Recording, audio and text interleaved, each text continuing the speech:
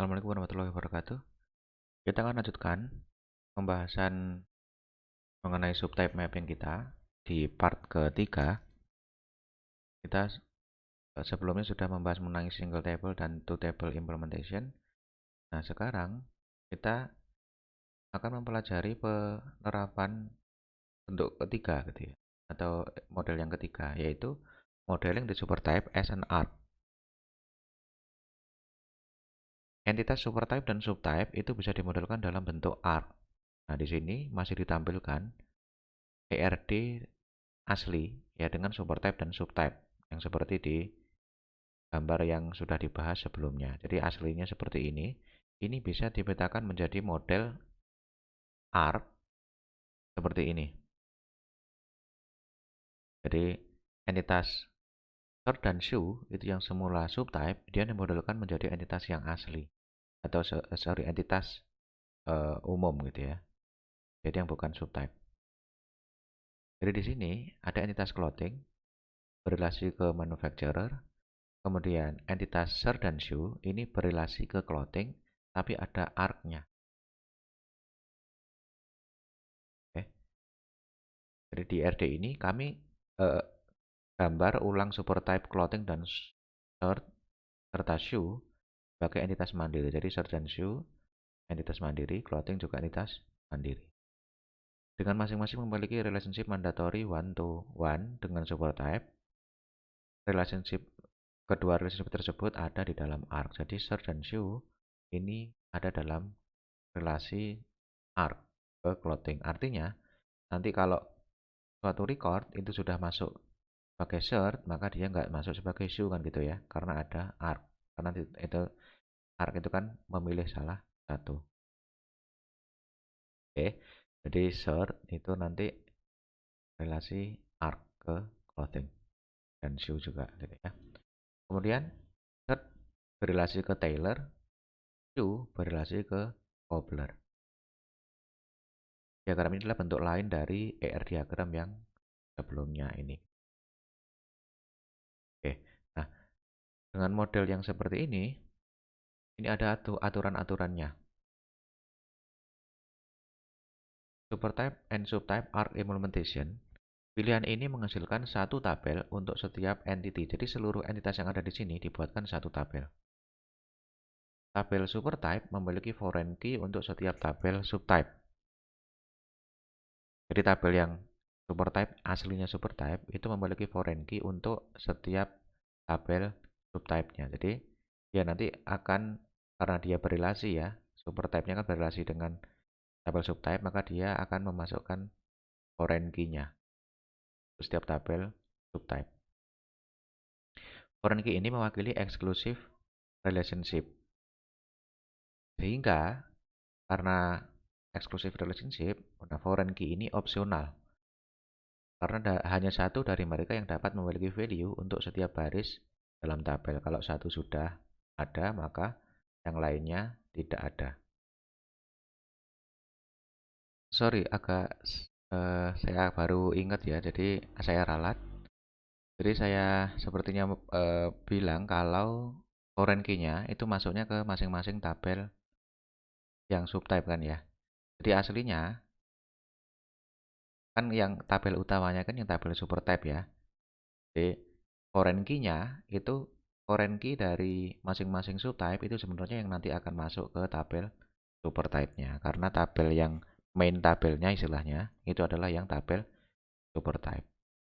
Oke, jadi saya ralat yang tadi nanti foreign key-nya dari seluruh tabel yang subtype itu nanti akan masuk ke tabel supertype. Jadi yang punya foreign key itu nanti tabel supertype-nya.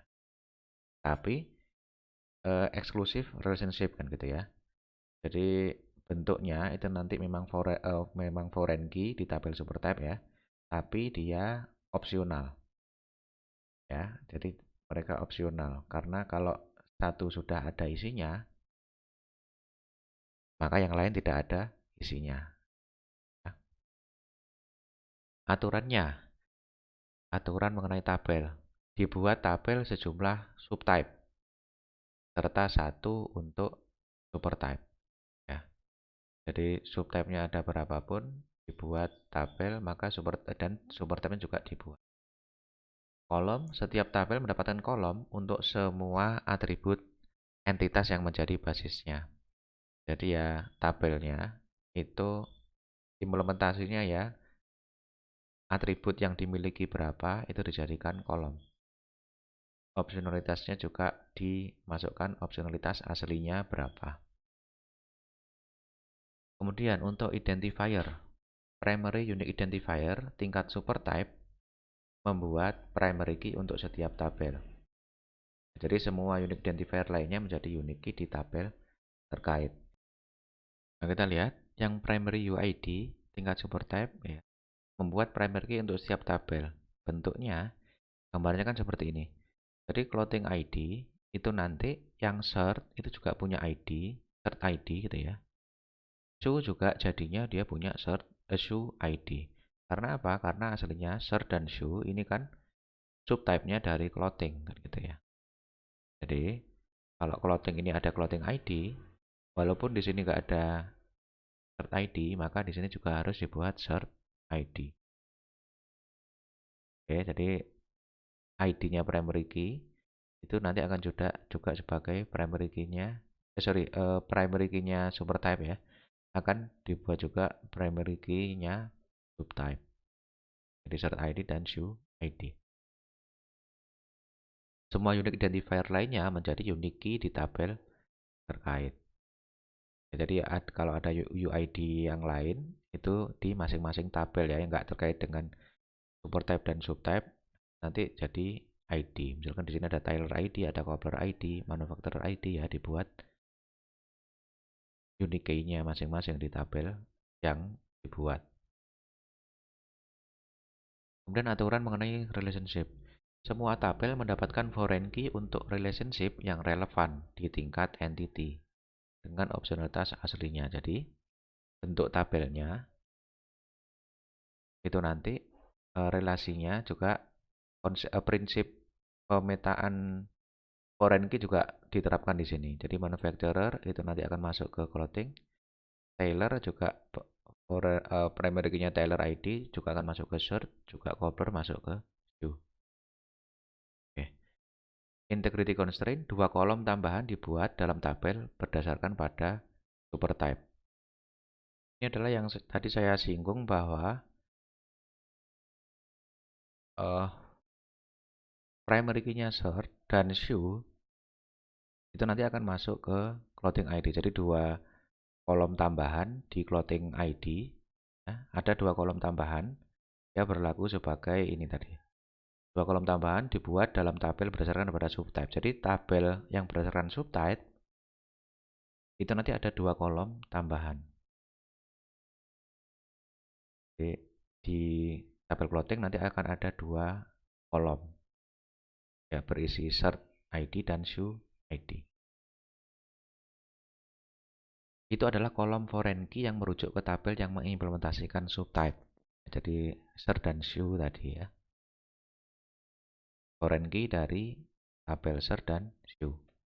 Kolom tersebut bersifat opsional karena foreign key berada dalam arc. Tadi juga sudah disinggung karena bentuknya arc, maka kalau sudah satu, maka yang lain kalau sudah kolom satu ada isinya, maka kolom yang lain yang sama-sama foreign key-nya tersebut itu juga tidak boleh ada isinya. Kemudian diperlukan check constraint tambahan untuk mengimplementasikan arc. Ada pemrograman tertentu ya untuk memastikan tadi supaya kalau satu ada isinya yang lain juga nggak boleh ada isinya. Dan kolom foreign key juga merupakan unique key karena mereka menerapkan mandatory one-to-one relationship. Nah ini aturan one-to-one tadi yang sudah kita bahas di part sebelumnya. Foreign key-nya itu selain foreign key ya, selain dia bentuk key-nya adalah foreign key, dia juga merupakan unique karena dia one-to-one relationship. Nah, bentuk tabelnya itu nanti seperti ini. Tabel clothing yang mengimplementasi model supertype, kemudian shirt dan shoe itu yang mengimplementasi subtype. Tabel plotting itu nanti akan masuk dua foreign key dari cert dan show. Jadi cert ID dan show ID. Nah, karena ini relasinya one to one ke mereka, maka dia selain dia sebagai foreign key, dia juga harus unique key. Oke. Terus kemudian mengapa optionality-nya opsional? Karena dia ada arc-nya di keduanya. Di cert dan show dia ada arc-nya, kita balik, ada arc-nya. Jadi kalau dia sudah cert, maka dia nggak bisa show. Sebaliknya juga demikian. Oke. Jadi, maka oleh karena itu dia adalah opsional. Oke. Kemudian dia juga punya foreign key dari relasi-relasi yang dimana dia berhubungan gitu ya. Jadi clothing dia punya foreign key manager MNR ID. Search dia juga punya foreign key Taylor ID. Sus dia juga punya cobbler ID. Ya, MNR tadi bukan manager ya, tapi di sini manufacturer. Nah, relasi ini juga menerapkan dari desainnya ini. Jadi clothing berrelasi dengan manufacturer, search dengan tailor, shoe dengan cobblernya. Jadi relasinya yang masing-masing itu juga dipetakan. Contohnya seperti ini. Nah, ini bentuk ataupun contoh penerapan dari supertype and subtype arc implementation. Nah, sekarang when to consider, kapan Anda memakai supertype dan subtype arc implementation. Implementasi ini jarang digunakan, tapi bisa tepat ketika jadi penggunaan seperti ini memang jarang, tapi untuk kondisi yang spesifik ini ya bisa tepat digunakan.